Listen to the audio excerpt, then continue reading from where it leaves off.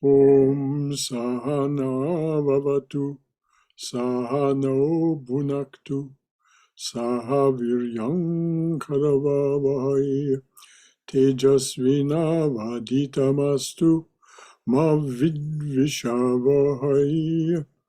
Om Shanti Shanti Shanti.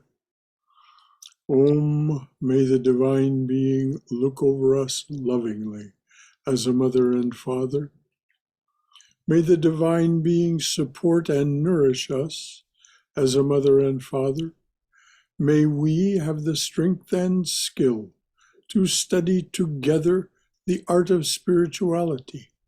May no misunderstandings arise amongst us. Om, peace, peace. Peace and blessed beneficence be unto us and to all beloved beings everywhere.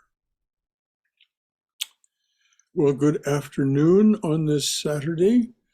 Welcome to our class and discussion on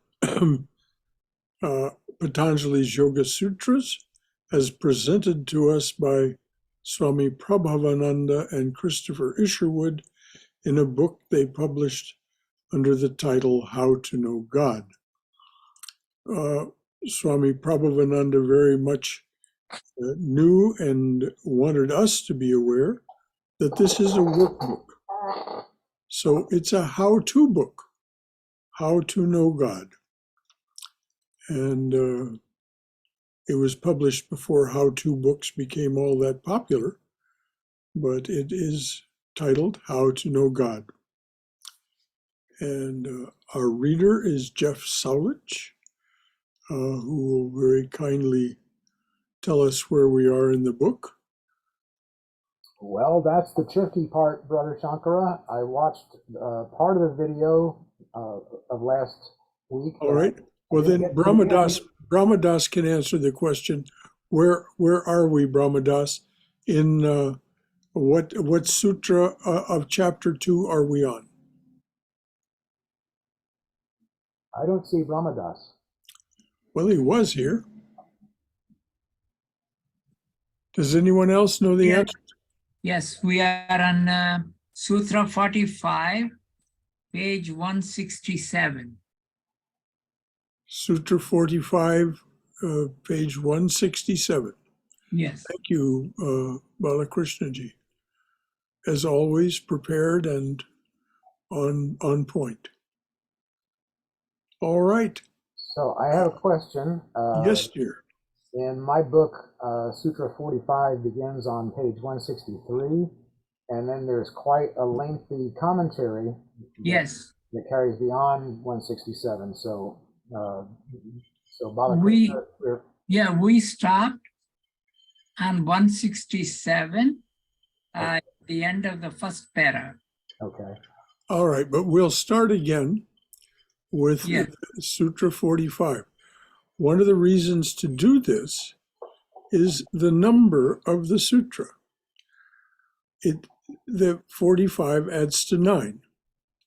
Now, there are no accidents or coincidences in this book, as Swami Vivekananda pointed out. Patanjali was a scientist.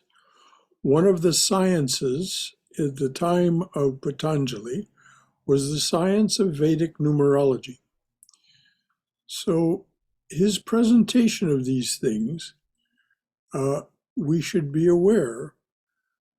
If we go through the sutras and look at those sutras that add to 9, which would be 45, 36, 27, so on, we'll find that there is at least potentially something very important here. So we'll start with the reading of 45, and I think the point is somewhat proven by the fact that there is a lengthy commentary after this sutra. So before we go ahead, are there any comments or questions left over from last week? Anything that needs to be clarified about what was read or discussed earlier? Anything at all? All right. Jeff, please do start reading with Sutra 45, Chapter 2, page 163 or page 167, depending on whose book you have. Sutra 45. As the result of devotion to God, one achieves samadhi. And repeating that, as the result of devotion to God, one achieves samadhi. Now this refers to the personal God, Ishvara. So this personal God appears to us in the form of incarnations, although Patanjali himself does not mention this. This is how the personal God, Ishvara or Ishwari, appears to us in masculine or feminine form as a human incarnation. Though we don't need to have resort to that physical incarnation, we can be devoted to that which offers us these incarnations, which is Ishvara or Ishwari itself. That would be the more subtle form rather than the physical form.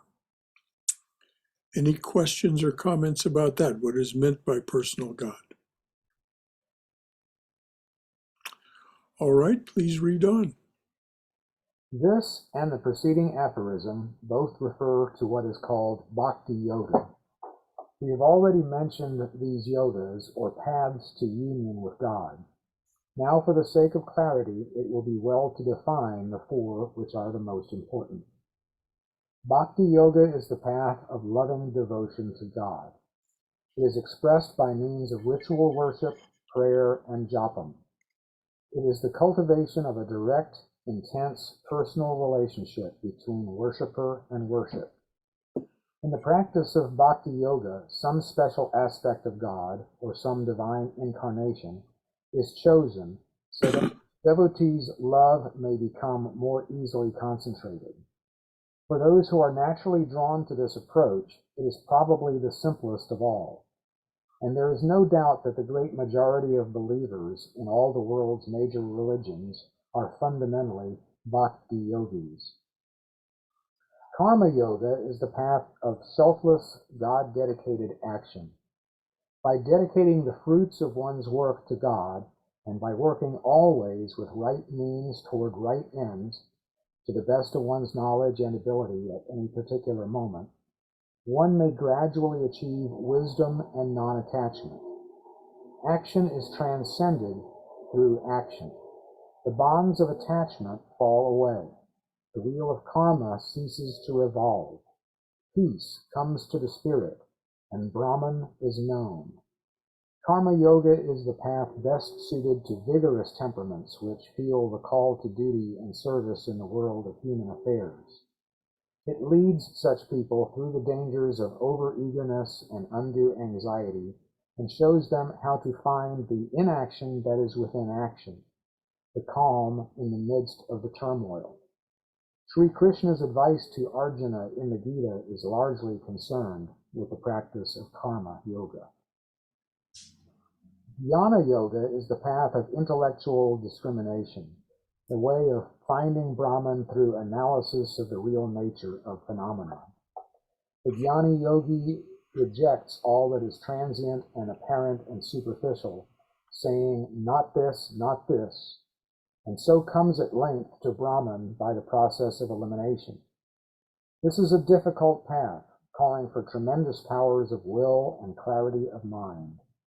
It is not for ordinary people, but it has attracted and made saints of many remarkable men and women who otherwise would not have embraced religion in any form.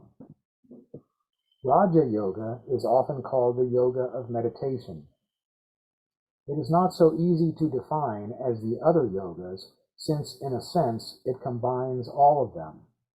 For meditation may include God-dedicated action, that is, ritual worship, discrimination, and concentration upon a chosen aspect of God.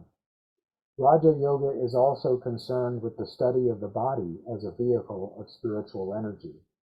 It describes, for example, the nature and function of the various psychic centers, such as the lotus of the heart, already referred to in Chapter 1. Since Raja Yoga stresses the value of formal scientific meditation, it is primarily for those who desire to lead monastic or at least predominantly contemplative lives. But it should certainly be studied by every spiritually minded person. It teaches us the importance of technique in prayer. Needless to say, these categories should not be too strictly applied to distinguish between the varieties of spiritual temperament. One yoga cannot be practiced to the entire exclusion of the others. No one who follows a truly religious path can do so without love, discrimination, and dedicated action. No one can dispense with meditation altogether. Love without discrimination lapses into sentimentality. Discrimination without love leads to spiritual pride. And we are all involved in action like fire in smoke. Christianity, for example, is preeminently a bhakti approach to God, yet among its saints we find such jnana types as Thomas Aquinas and such karma yogis as Vincent de Paul. It is all a matter of emphasis, and in the last analysis, each one of us has his or her own particular blend of yogas. But the observance of the limbs of yoga is essential, no matter which yoga one follows. Shall I pause here? Yes, please. I would like to know if there are any comments from your own wisdom or experience about any of what has been said, about any of what this Swami wrote here, or any concern or question that any of this raises in your mind. Because as I said, this is a pivot point. Otherwise, it would not have the number that it has. That's the opinion from here. I'm not asking that you believe it, but it is certainly believed here. That this is, the reason this is such a long commentary is that this devotion to personal God, a personal God, in one way or another, is very instrumental and auspicious to someone on the spiritual path. So anything at all from anyone else? Yeah, I have some, if you could explain or expand two phrases on the Raja Yoga paragraph and then one phrase on the Karma Yoga paragraph. Mm-hmm. The first phrase is, it teaches us the importance of technique in prayer. This is one of the last phrase in the Raja Yoga paragraph. And then also it combines all of them, which is right at the front of that paragraph. All right, the technique in prayer.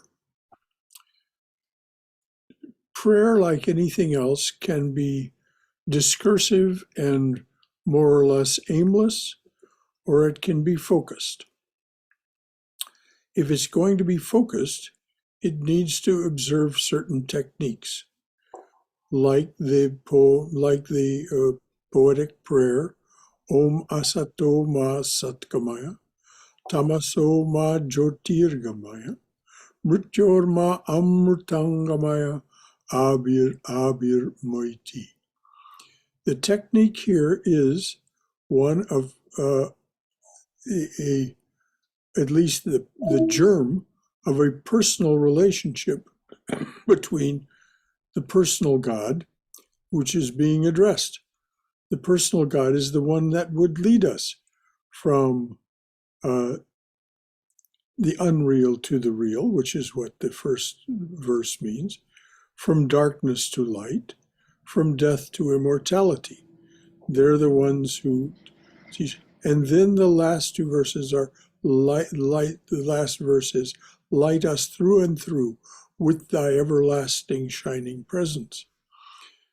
Now, the technique here is one of relationship, but not duality. We don't see ourselves as the doer. We see ourselves as the led, the instrument, so the technique is that. Christian prayer often has a high amount of technique. The Jesus prayer, again, addressed directly to the personal God, in this case, Jesus, the incarnation of the personal God. Lord Jesus Christ, have mercy on me. Now, it's mysterious what might be meant here until we understand the word mercy, which means far more than the idea of just being good to someone else or kindly or forgiving. Mercy actually is a word that contains all of the divine attributes, all of the auspicious divine attributes. So there are two seed words, as they're called in Sanskrit, bijas, Christ and mercy in that prayer. The technique is short prayer. It's the technique addresses the divine being, but briefly. Brevity is the soul of wit, a poet said, and it's certainly true in this case. Lord Jesus Christ, have mercy on me. Now, discursive prayer, techniqueless prayer, it's perfectly fine. You can pour out your heart to the divine being in whatever sense that divine being appeals to your heart. Form or formless, doesn't matter. And you can simply just pour out your heart in an unstructured way. But when there is technique, as in the two short poetic prayers that I mentioned, it's memorable and it engenders this sense of relationship. Does all of that make sense, Bhaskar? Yeah, it makes sense. I often wonder, so something like a Gayatri mantra, which is also kind of a prayer, the technique is because there is a lot of bijas in there, in that mantra? The technique, and also it addresses the personal God. We're asking to be given in the Gayatri. If you'd give us the English translation of the Gayatri, for those of you who don't know it, what is your English translation, Bhaskar, of the Gayatri? Well, at first, I think it's we recognize the Almighty God in the first three stanzas, and then in the third stanza, we say that we meditate on the Almighty God, and in the fourth stanza, we are asking the Almighty God to give us intellect, buddhi, so that we are able to, prepare ourselves and conduct ourselves in that format. So that we can discriminate. The buddhi is the discriminating faculty. So it promotes a relationship through devotion and then makes a request. Very structured. A lot of technique there. So yes, the Gayatri is very much a prayer as well as a mantra to be repeated. Anything else? There was one thing from the Karma Yoga that you wanted. Yeah, actually, I had one other quick sentence from the Raja Yoga. It combines all of them. I think there's a later paragraph that says you can't do any one of the yogas exclusively. You always have to combine, do something. But this one comes out specifically says it combines all of them. So it's read like Raja Yoga is often called a yoga of meditation. It is not so easy to define as the other yogas, since in a sense, it combines all of them. Well, the reason for that is it starts the Raja Yoga, the teachings of Raja Yoga, the first two limbs are the yamas and niyamas. To practice the yamas and niyamas requires extreme discrimination so that you can detect your selfishness. Gross selfishness is easy to see. Gross inauspicious behavior. But it goes much more subtly than that. Our self-centeredness goes very deep, is very old. So this is where discrimination, and then the niyamas talk about devotion to God, dedicating everything to God, and studying both ourselves and offering our actions. So this is karma yoga. And then, of course, we've already mentioned discrimination, which is jnana yoga. And the devotion to God required to practice the niyamas is bhakti yoga. The intense devotion and promotion of that personal relationship. So this is what he means by that. And it's even more subtle as we go on, as we look into what does it take to divorce ourselves from the senses, to surrender the senses. It requires extreme discrimination, extreme viveka, to say, oh no, what I'm doing is still somehow I'm remembering, or I'm projecting, this is what we find when we practice concentration and meditation, what it is that tries to interrupt us. And so there's profound use of the techniques of the other three yogas besides simply the concentration and meditation of Raja Yoga itself. Thank you. That's what's meant as it's understood from here. Okay, and the sentence in the middle of the Karma Yoga paragraph is, action is transcended through action. Yes, we don't learn anything by simply sitting still and not acting, though we really can't, as Krishna points out in some detail. Even the blinking of your eye, even the generation of a thought by the influence of a passing guna. This is all action. But if we do what we are told in this and the other yogas, it's all action. So we transcend the lower forms of action by higher forms of action. One of them is, as Patanjali very carefully points out, replacing the lower samskaras of the mental impressions with which we come to this study with higher samskaras, which is in large measure what the niyamas, the observances, are all about. We're replacing the lower way of being and thinking, those actions of the yamas that are being restrained by the yamas, by the higher samskaras of the niyamas. And so that's how that's understood from here. No, that's great. Thank you. Thank you. Anything else from anyone before we move on? This is a very provocative sutra, and its commentary is also very provocative indeed.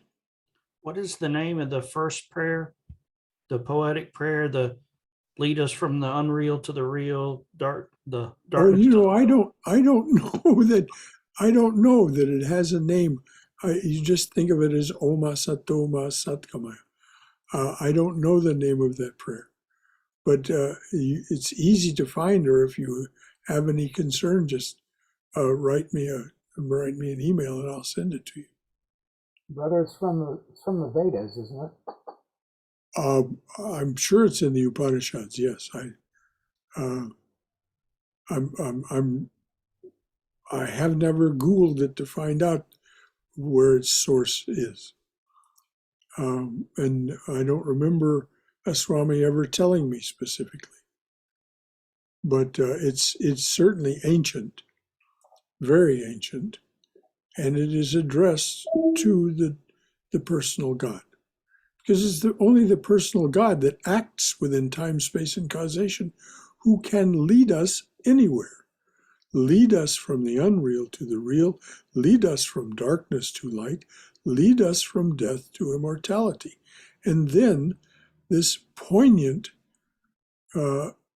plea, light us through and through with thy everlasting shining presence. Fill us with the light of thy being, which they can do. They have that ability, these divine incarnations. And the personal God, even absent the incarnation. So if somebody wants to look up where Oma Satoma Satgamaya comes from and tell us, more power to you. I know it is from one of the Upanishads, but I forgot where exactly. I will try Yes. Me too, dear. Okay. Actually, I have it. I just don't know how you pronounce it. The Brihadra. Brihadranyaka Upanishad. Yeah, it's one. Brihadranyaka means the great forest. 8. It means the great forest Upanishad. Okay, it's chapter 1, or I don't know, 1.3.28. So the first book of it, chapter 3, verse 28. So going back to this, Brihadranyaka is a very big Upanishad. Yes, Bhaskar. going back to this prayer with technique, or you said discursive prayer. So the prayers like Mahamitrunjaya and Vasudevaya and this Gayatri, it seems to be a popular choice versus making up your own prayer. What should one try to do? I mean, you supposedly have limited time. How should you utilize the time with prayers? Bhaskar, there's no real answer that applies to everyone for that one. Because we're each unique, because the demands on our time are so specific to each individual. But remember, and this again is a poet has said, every thought is a prayer. That I think it's David in one of the Psalms points out that every thought is a prayer. Whether we think of it that way or not. If you structure the thoughts, then you're using technique to create a prayer. This is a prayer. It arose here, and it is a way to offer the day as part of karma yoga. O dearly beloved, this day and all it contains is offered to thee. All actions and their fruits, all moods and projections, all feelings, all thoughts, all perceptions, all memories, all reveries, all thoughts and knots of the heart, all attitudes, all aptitudes, all tendencies. May all these be an offering at thy blessed, beloved, holy feet. May all be oblations to the fire of Brahman. Now, I'm not suggesting you adopt that prayer. It's simply a way it arose here as a way to voice this, what Sri Krishna requests of us in, I believe, chapter 4, chapter 5 of the Gita. Live sacramentally, offer everything to me. So this is why that was done. Now, should you do, there's no shoulds. You simply follow your own inclination. This is where the mind is both your dearest friend and can be your worst enemy. If we fill ourselves with doubts and allow anxieties to crowd out our better intentions, then we don't make progress because we don't act. So just go ahead and generate something, if you like, if you wish. Excuse me. I had a comment about technique, Yes, dear. and Robert Ayers might agree with me, but both of us being musicians, and Jeff too, and anybody else who's a musician, technique is something that we study, different techniques, and it's necessary to study technique until you don't need to study technique anymore. And your own technique, so to speak, arises, but you don't even call it your technique. It's just, it becomes your music. And I think the same could be said for prayer. I mean, technique and form and formalism and all that is it's learning how to do it and how it works through you, what it does when you do these prayers and study these techniques, and what's for you and what's not for you. And then eventually you don't need to study the technique anymore. Bach, for example, Johann Sebastian Bach, speaking of musicians, was a master of technique. He had utterly mastered it, to the point where one time he was visiting one of his patrons, a baron somebody, I don't remember the name, and, after they sat down, in perhaps after a meal, I don't know, they sat down in the music room of this baron's place, and he said to Bach, Herr Bach, would you please improvise us a fugue? In other words, play a fugue that has never been played before. Bach improvised a 6-part fugue. For any of you who know anything about fugue as a form of music, as a technique, to be able to compose any fugue at all, to improvise any fugue at all, would be remarkable. To be able to improvise a 6-part fugue, everyone in the room was, it said, absolutely overwhelmed. They simply couldn't believe it. And whether he said it in this context or another, Bach said, anyone who prays as much and works as hard as I do can do as much, can do the same. So he didn't credit it to some God-given talent, though clearly he was talented. But he had mastered technique. And the same thing happens to us as we practice prayer, contemplation, concentration, and meditation. The same thing happens. We become masters to the point where that's what Swami means, spiritual master.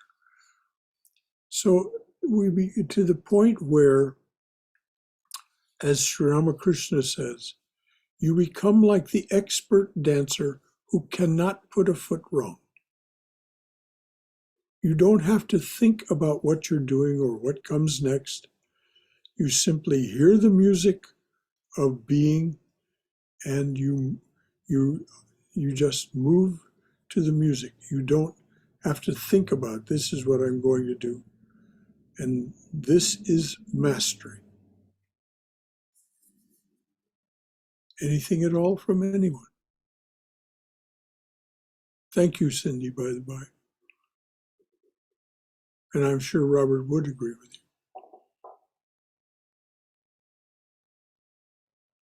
you. Anything else from anyone?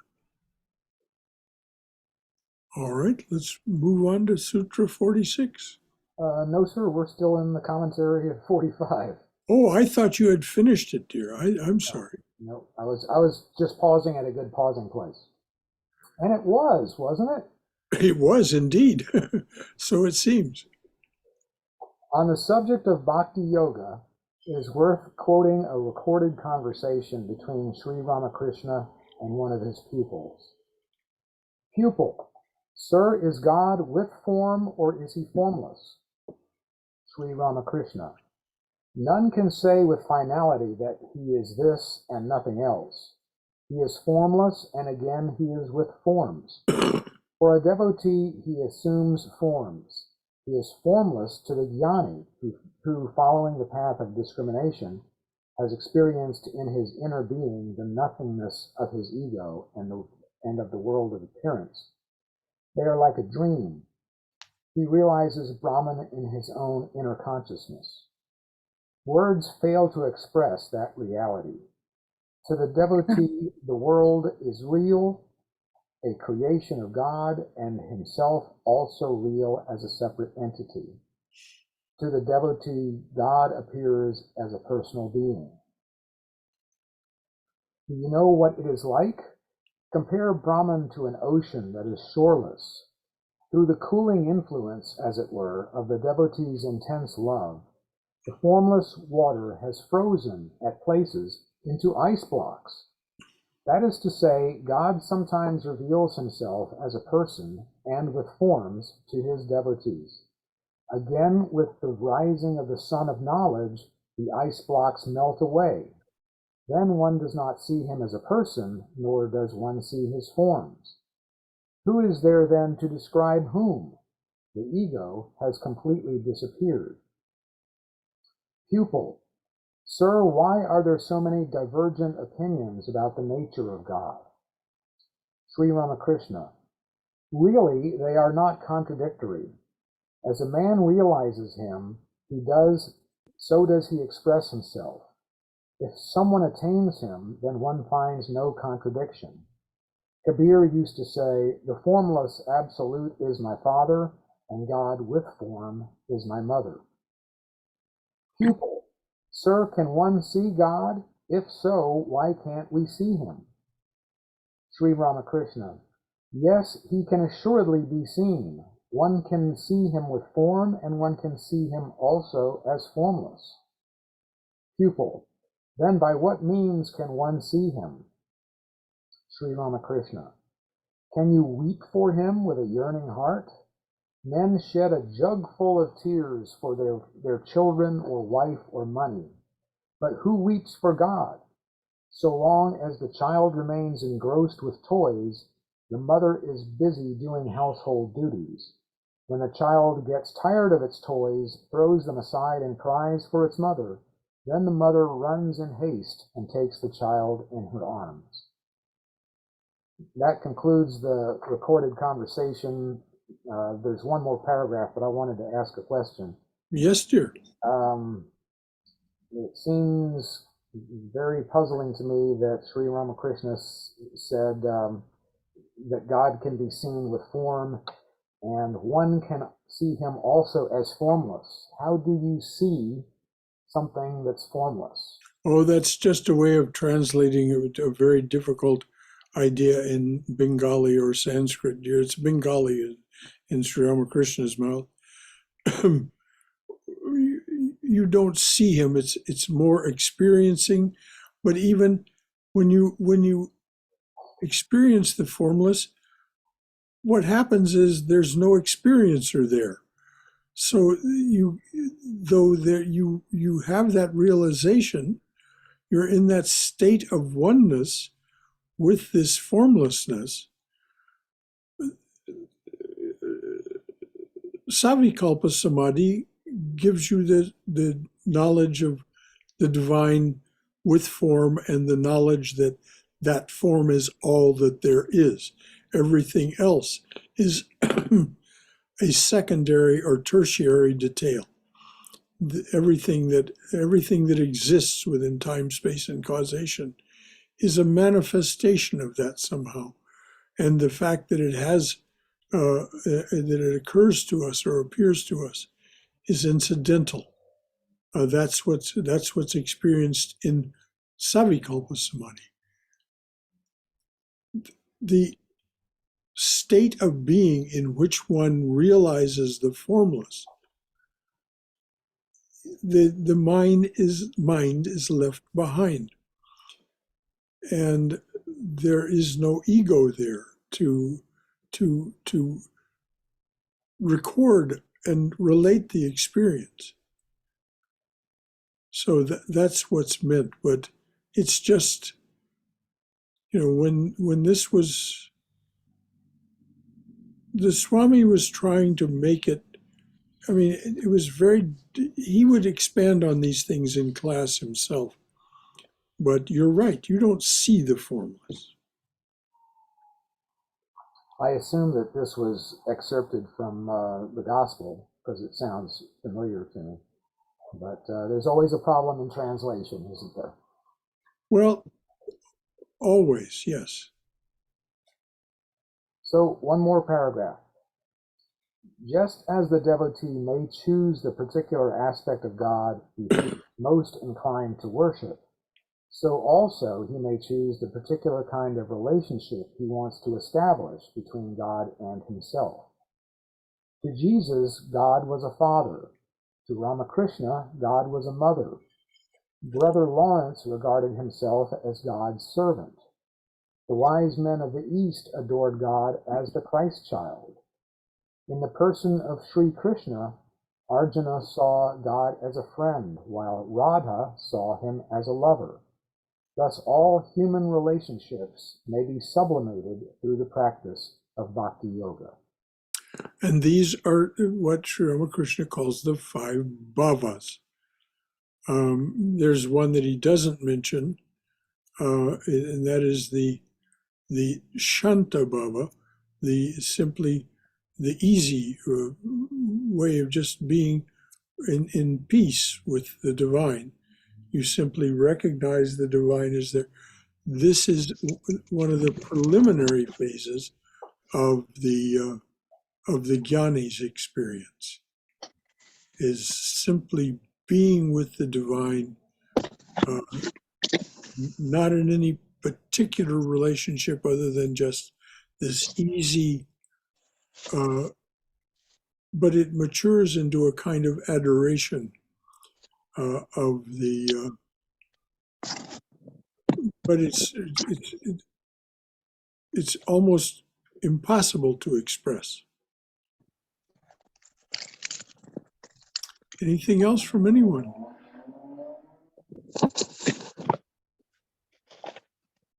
All right. Rajiv, we're getting some noise from your connection. Could you mute your microphone, please? We are at Sutra 46. Posture, or asana, is to be seated in a position which is firm but relaxed. And repeating that again, posture, or asana, is to be seated in a position which is firm but relaxed. Notice how undefined this is.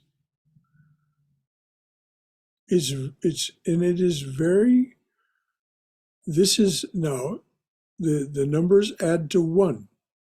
This is the beginning. Firm.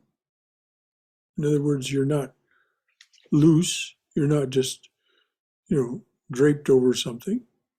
Firm, but relaxed.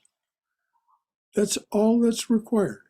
Of course, it's auspicious if the back, neck, and head are all aligned, as the Swami will no doubt point out.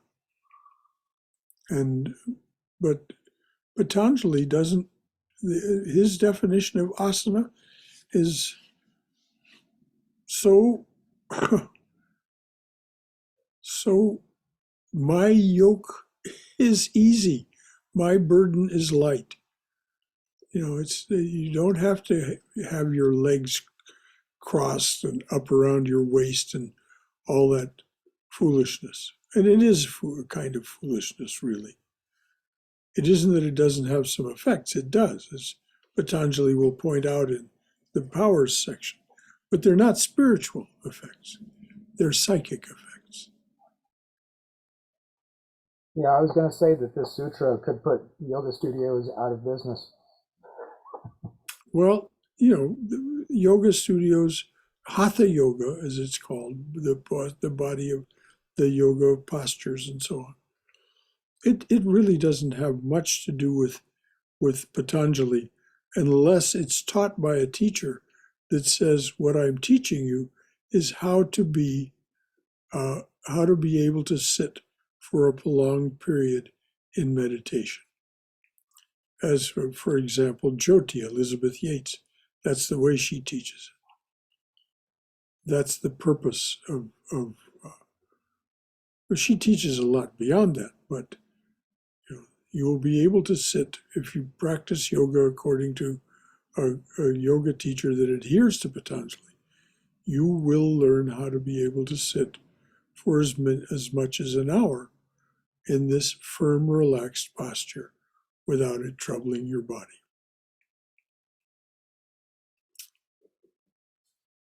Thank you, Jeff. So the commentary, Yes. asana means two things: the place on which the yogi sits and the manner in which he sits there. With regard to the first meaning, the Gita tells us the place where he sits should be firm, neither too high nor too low, and situated in a clean spot. He should first cover it with sacred grass, then with a deer skin, then lay a cloth over these. Such were the traditional requirements, but any convenient, steady seat will do as well. Posture also is defined by Hindu tradition. The most famous asana is the so-called lotus posture, in which the yogi sits cross-legged with the feet drawn in to rest against the tops of the thighs. And there are many others requiring an even greater flexibility of the limbs. All that really matters, however, is to take up a position in which one can sit absolutely still and erect, holding the chest, neck, and head in a straight line, but without strain, so that one can forget the body altogether.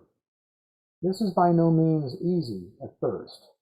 Elderly beginners may find it best to sit upright on a chair, but it is wiser to sit on the ground because when some degree of deep absorption has been achieved, there is always a danger of falling. The value of holding the body erect must be apparent even to those who have never practiced meditation. It is a matter of common experience that one thinks more clearly in that position than when one is sitting with a bent back. But for the yogi, the erect posture is absolutely necessary. When the mind becomes deeply absorbed, a spiritual current is felt to rise through the spine, and the passage for this current must be kept straight and open. More will be said about this subject in commenting on Aphorisms 49 and 50 of this chapter. And that concludes that commentary, Brother Sankara. All right. Any comments or concerns or questions? All right. I would just say this, that due to my spine conditions, every time I've ever gone into samadhi, I was laying flat on my back to keep the spine straight, which I know that may go against common wisdom, but that's the only way that I can leave. Well,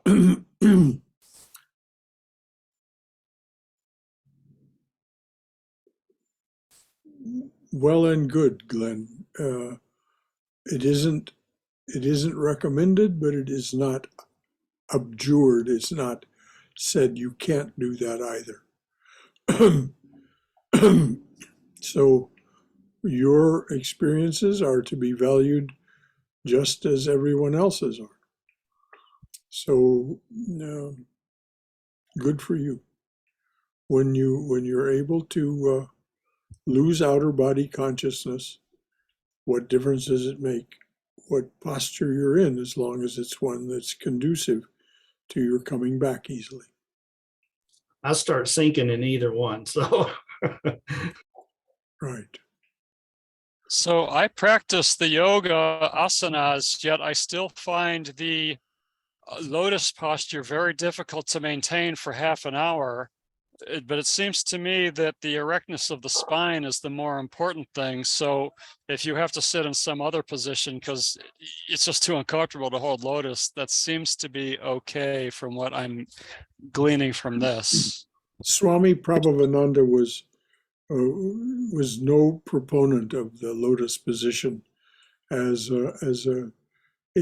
you can sit with your chest, neck, and head, your back, chest, neck, and head erect, as he said, on a chair. Now, because, as Glenn just pointed out, there is the possibility, even the probability of practice, if you practice long enough, of losing body consciousness. If you're sitting on a chair, you might fall.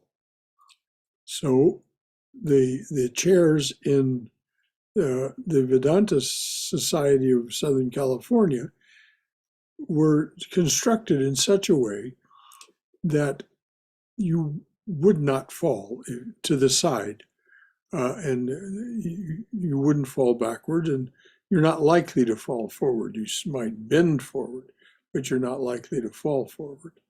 So if you have arms on the chair, that's enough. So you don't need to sit in that lotus posture. And it is indeed very difficult to maintain because we don't practice enough to get the flexibility of joints. But Sri Ramakrishna, for example, never, ever practiced any of those kinds of hatha yoga asanas like the lotus position. He would simply sit, as we see him in the shrine pose, in a comfortable, erect position. And we talked about the yogas. It seemed to me Ramakrishna and Prabhavananda were primarily bhakti yogas. Would that be correct? Vivekananda said of Sri Ramakrishna, he's all bhakti on the outside, all jnani on the inside. Prabhavananda emphatically was a bhakta. Did he have a jnani side to him? Did he have a karma yoga side to him? Did he have well, of course he had a rajas. He embodied all four. But as a personality, he was definitely a bhakta. And preached bhakti, preached bhakti, and so because, as he said, it's the easy, natural path. The heart-centered path is the easy, natural path.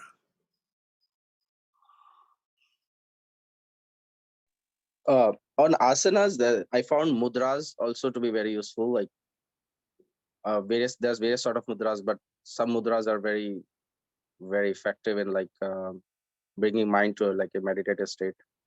Yes, well, most people don't know that it's so, but if you just hold your hands like this while you're sitting for meditation, which we often see in pictures of people meditating, that their four fingers are together and their thumb is touching their first finger. This is a mudra, and it is called the wisdom mudra. And it promotes a kind of nerve current that engenders spiritual and, for that matter, practical wisdom. So Rajiv is absolutely right. Mudras are useful, though they're not necessary, or Swami Prabhavananda, and for that matter, Patanjali, would mention them. They are useful, auspicious, but not necessary. Any comfortable position of your hands while you're sitting for prayer, contemplation, concentration, and meditation is perfectly all right. But thank you, Rajiv. Yes, if you learn good mudras, the auspicious mudras, they can be of help.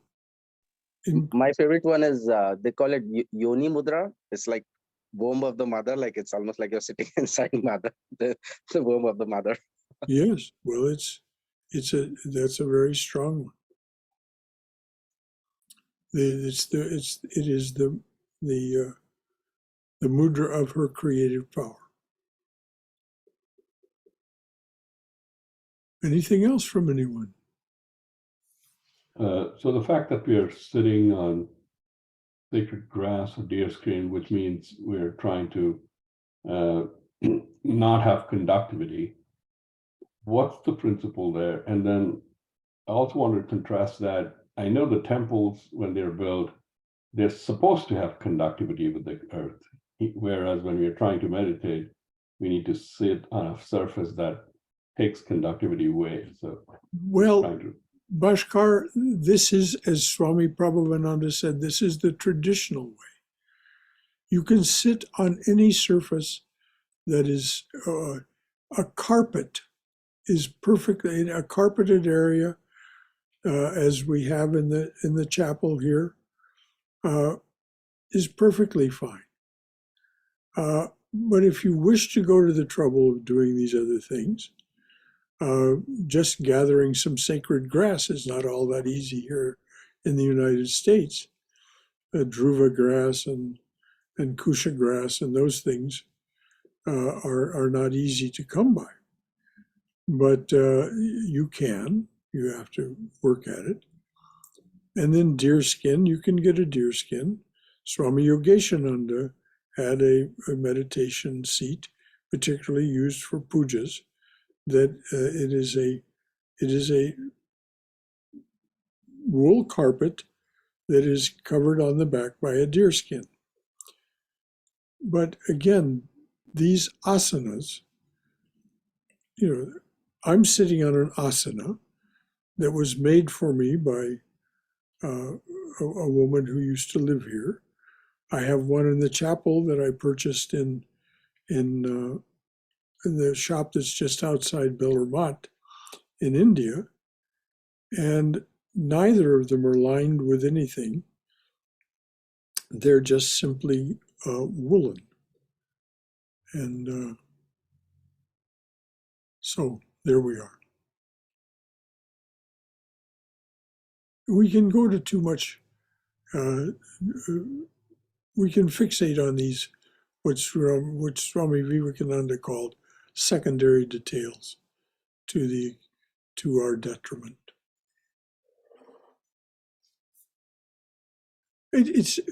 Here's a way to start your day. Just get up, wash your face and hands.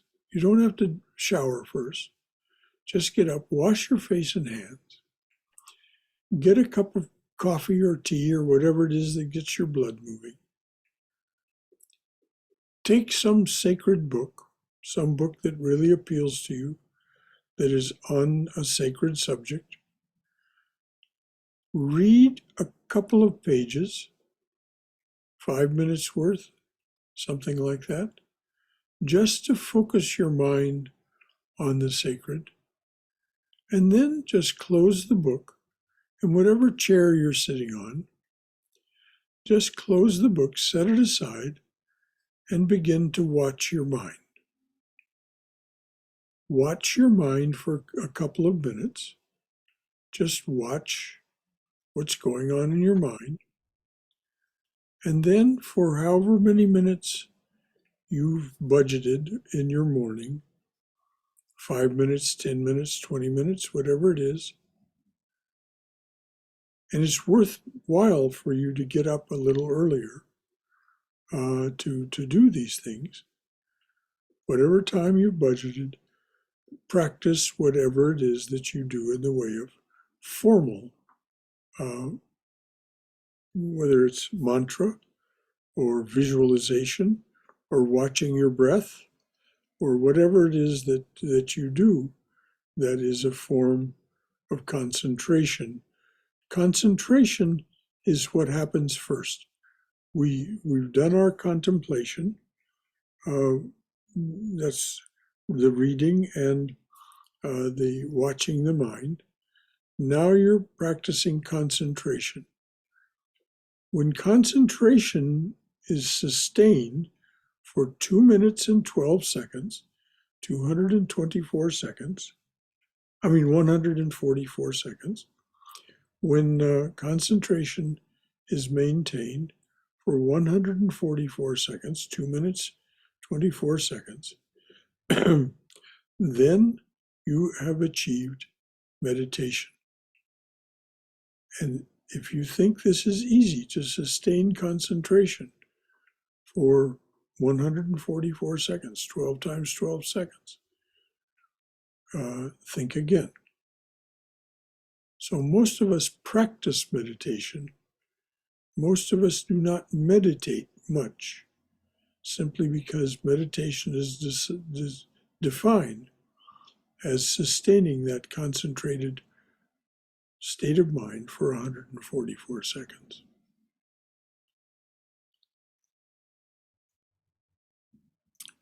I think that'll do it for this week.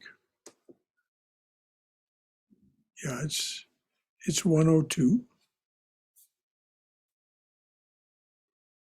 The beginning of another sequence with the divine at the number 3. So anything else from anyone before we wind this one up?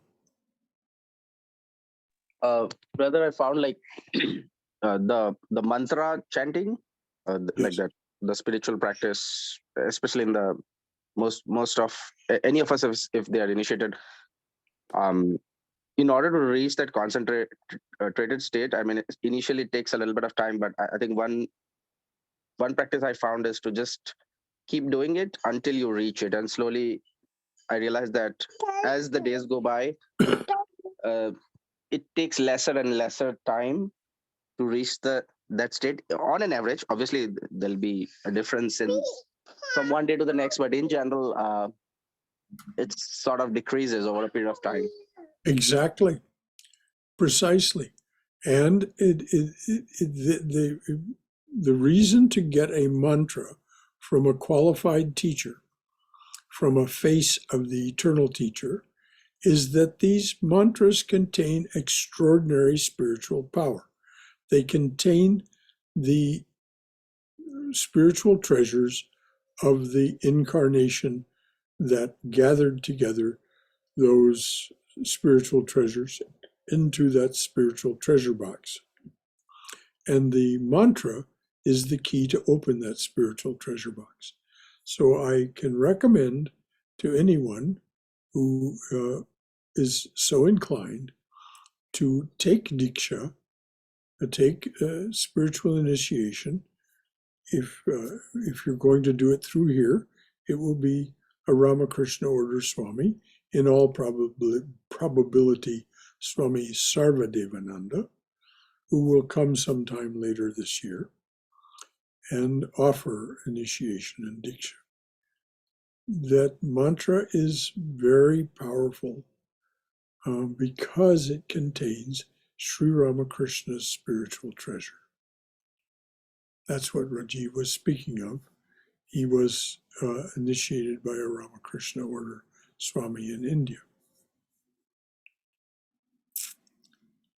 Anything else from anyone? Thank you, Rajiv. Are these mantras specific to the individual? You need to talk to the teacher about that, dear. That's above my paycheck. Brother, I think also it's not only the power of the mantra, but also through initiation, you become part of a lineage that has been carrying these energies from Sri Ramakrishna and the Holy Mother through the lineage of gurus to the very spot when you are initiated. And I think Yes, there's a lot of power in and that. you become part of the apostolic succession. And so your life will slowly transform itself. You become a genuine apostle. And as Swami Swahananda said, then it does not matter so much what you say. Your life speaks for you. Those discerning people who look on your life can see that something extraordinary is happening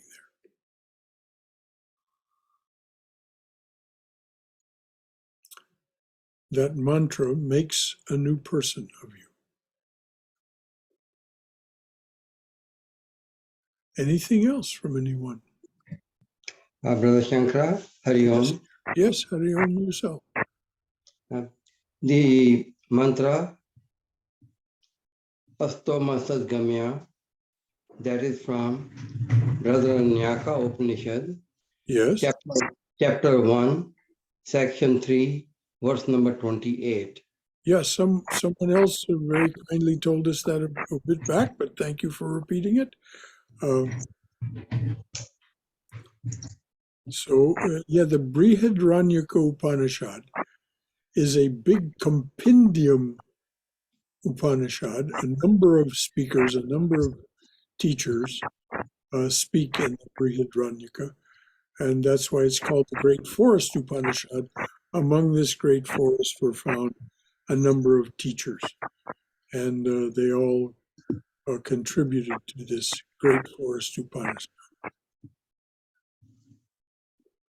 It's one of the few Upanishads where you really do get an identification of who's speaking.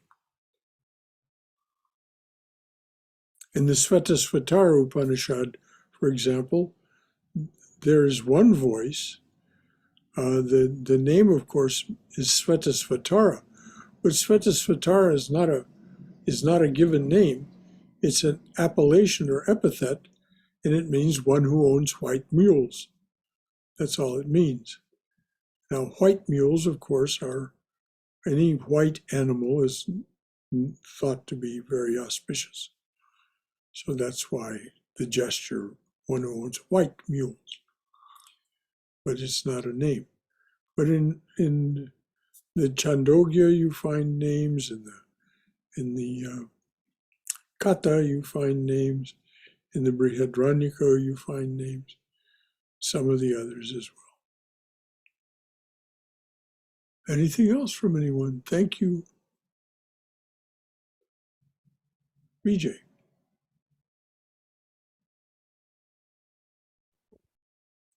Did you just say that when white animals show up in your life, that's supposed to be auspicious? That's the traditional idea, yes, indeed. One who owns a white animal or is companionable with a white animal. I mean, we've heard, most of us have heard, who know anything about the Native American tradition, that when a white buffalo calf is born, not albino, we're not talking about albinos, we're talking about real, their fur is white. When a white buffalo calf is born, this is regarded as highly auspicious and the sign of a significant development in its earliest stage. So this is true among the Native American peoples of this country. It's also known elsewhere. That's why white mules. And of course, one of the reasons that Brahmadas brought that up is that into his life wandered this marvelous and truly remarkable animal. It's this guy right here. Yeah. He's So I was named- wondering. He's named him Shiva, and Shiva came and chose him. He didn't go somewhere and rescue from a facility or something. This cat came and chose him and said, "I've come to live with you." And so Brahmadas quite alertly named him Shiva. He is pure white. I mean, pure white. There's not a spot of other color on that cat. Perhaps the bottom of his feet are pink or black, but Or probably He actually had a black pink. triangle on his head when he first showed up, but that went away. Oh.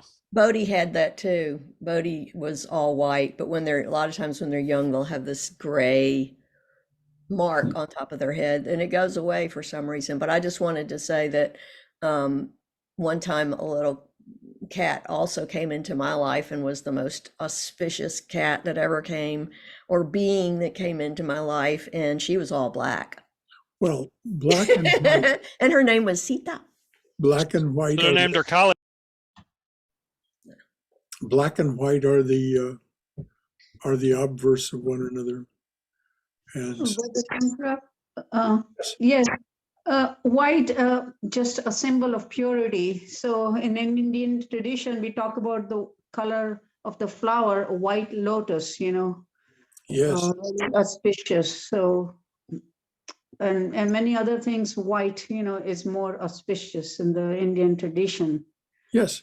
Yeah. And interestingly, among the Chinese, white is the color of death. As I recall, Indians like white cows as well. They actually feel they're auspicious. Yes, yes, yes, of course. Mahagauri, like in the Durga, this thing, Mahagauri sits on a white cow. Yeah. So yes, white is known among the idea that the Chinese associate white with death doesn't mean it's inauspicious. It just means it's the final purification. I mean, well, it's the same thing in Indian tradition, at the funeral, Indians wear white instead of black, in the Western tradition, yes. But ultimately, it's all a matter of individual belief and one's own shraddha for what we are going for in life. Anything else, any color or any shape, it's all a personal, individual alienation, what we are aligned to. Mother Mary's color, for example, is blue, the blue of the endless sky. She is the creative energy of the endless and immortal and so on.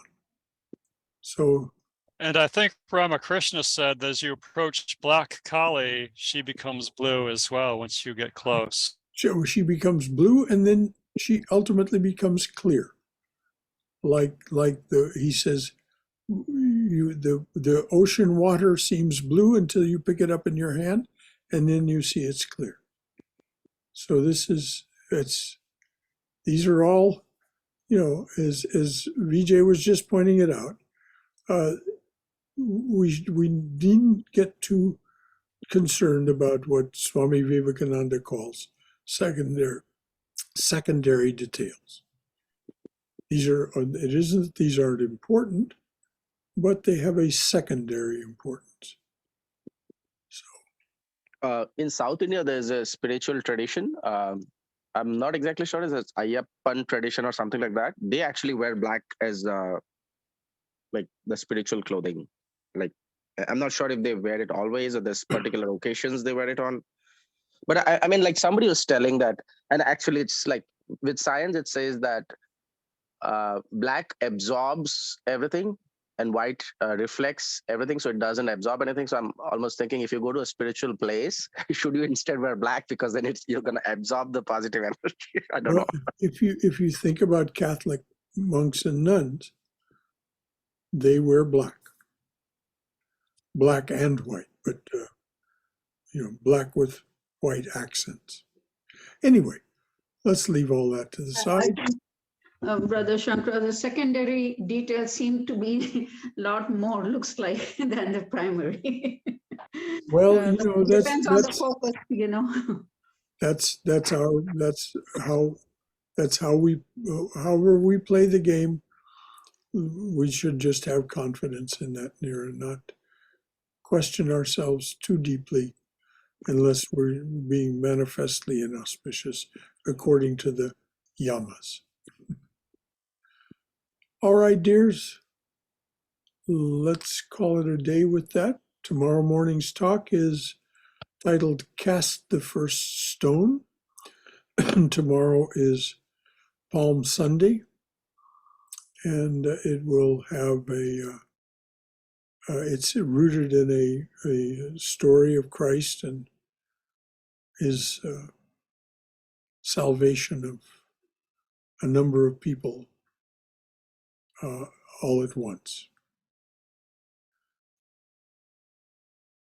Emblematic of his coming to save mankind from itself. Jai Shri Guru Maharaj Ji Ki Jai, Durga Durga Durga.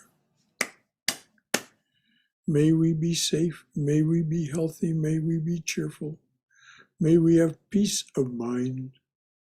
May we know we are always in the loving and protective embrace of the Divine Being as our Mother and Father. Oma Sato Ma Satkamaya, Tamaso Ma Jyotirgamaya, Mrityor Ma Amrutangamaya, Abir Abir Moiti. O dearly beloved personal God, lead us from the unreal to the real. Lead us from darkness to light. Lead us from death to immortality. Light us through and through. Light us through and through with thy everlasting, shining presence. Om Hari Om Tat Sat. Shanti, Shanti, Shanti. O dearly beloved, make it so. Peace, peace, peace, and blessed beneficence be unto us and to all beloved beings everywhere. Any final thought from anyone else?